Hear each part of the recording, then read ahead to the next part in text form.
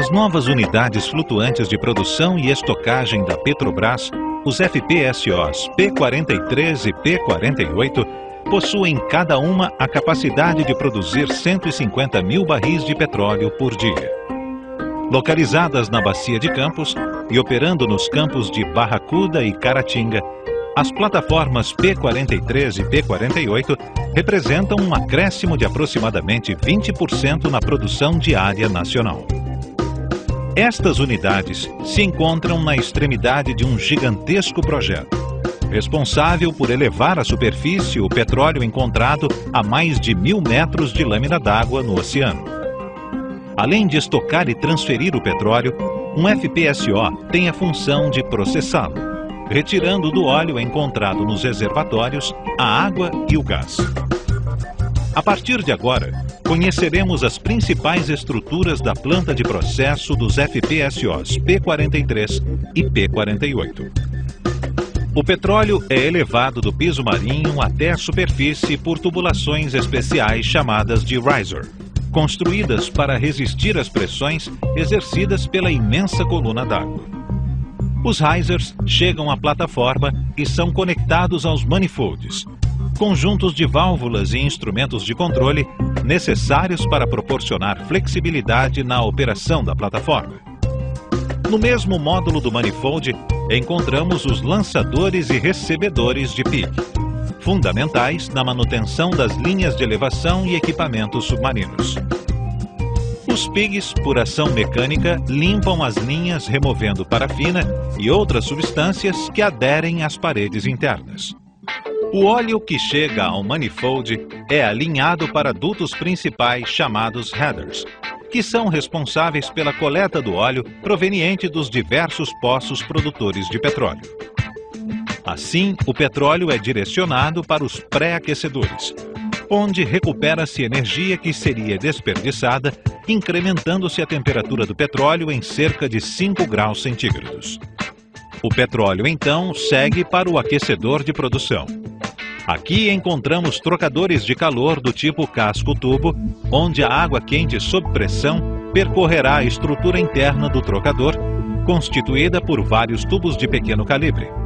E o petróleo ocupará o casco que os envolve, maximizando assim a troca de temperatura entre a água e o petróleo. A uma temperatura de 180 graus centígrados, a água cede calor latente ao petróleo, aquecendo-o a uma temperatura de 80 graus centígrados, temperatura ótima para o processo de separação.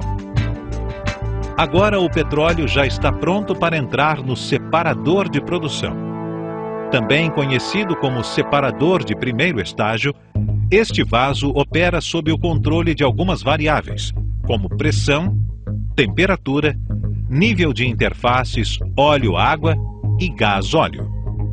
Controlando-se essas variáveis, proporcionando-se o tempo de residência pré-estabelecido em projeto e utilizando-se o agente desemulsificante adequado, garantimos que as fases óleo, água e gás sejam tratadas individualmente nos sistemas subsequentes e enquadradas nos mais restritos padrões de qualidade requeridos. A partir deste momento, acompanharemos as 3 fases elementos isoladamente, iniciando pelo óleo, que agora segue para o tratador de óleo.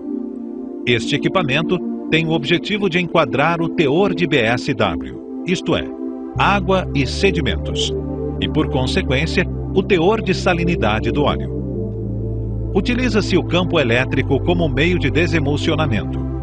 O campo elétrico de corrente alternada provoca um alongamento das gotículas de água em sua direção, criando uma força de atração entre as gotículas próximas, enfraquecendo a película de emulsificantes naturais, induzindo a coalescência e, posteriormente, a decantação das gotas de água.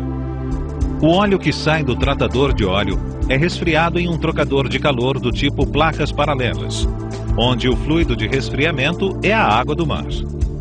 Após o resfriamento de 80 graus centígrados para cerca de 53 graus centígrados, o óleo segue para o separador atmosférico, que é o último estágio de estabilização do óleo.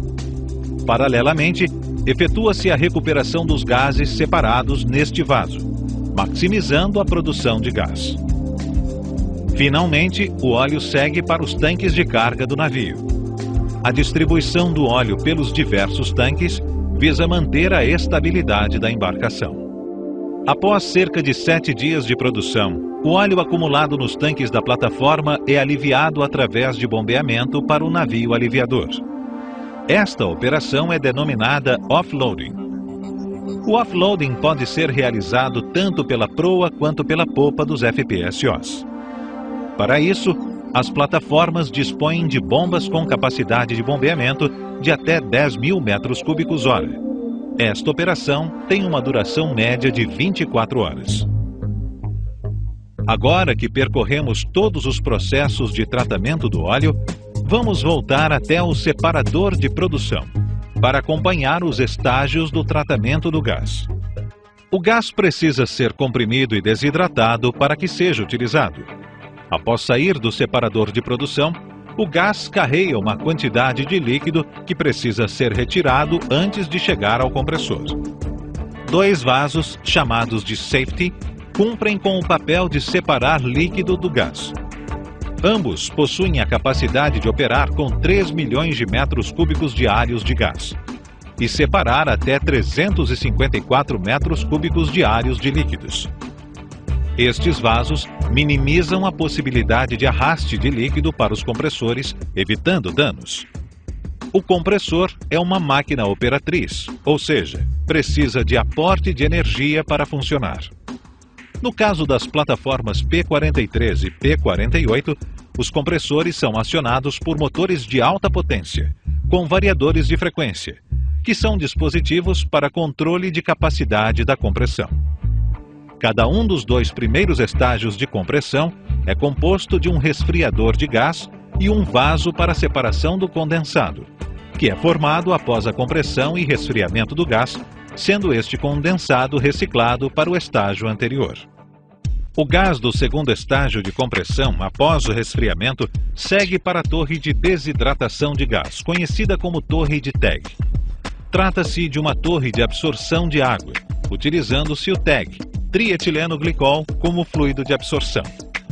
Esta operação é maximizada pela redução da temperatura e aumento da pressão. Todo o sistema de controle da torre foi projetado de forma que o gás efluente da torre de TEG esteja suficientemente desidratado. Ao sair da torre de TEG, o gás entra no terceiro e último estágio de compressão.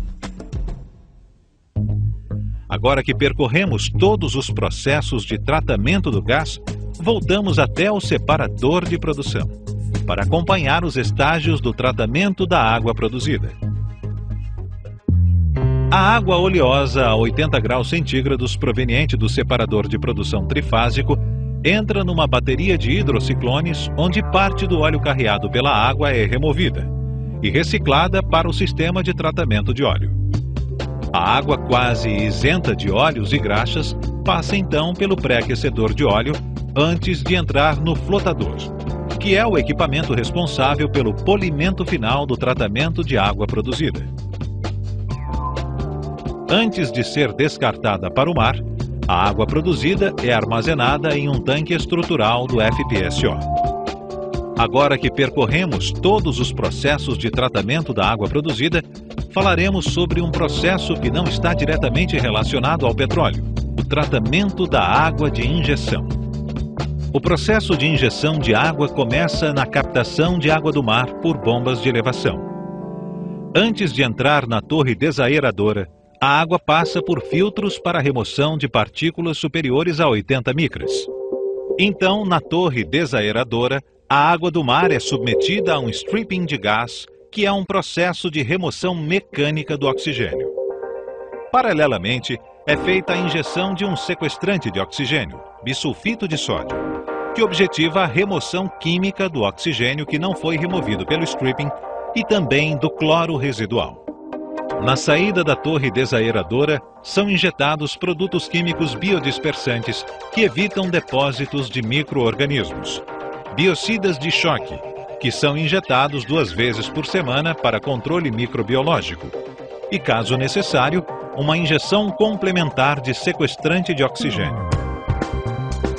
Para complementar o tratamento da água de injeção, A mesma passa por filtros do tipo cartucho para remoção de sólidos maiores que 5 micras. Todo o tratamento à base de produtos químicos e sistemas de filtração tem como principal objetivo proteger os materiais construídos em aço carbono da corrosão e, consequentemente, minimizar o arraste de partículas para o reservatório. Várias medidas são tomadas para evitar a queda de injetividade nos poços injetores de água e evitar a perda de produção devido às incrustações.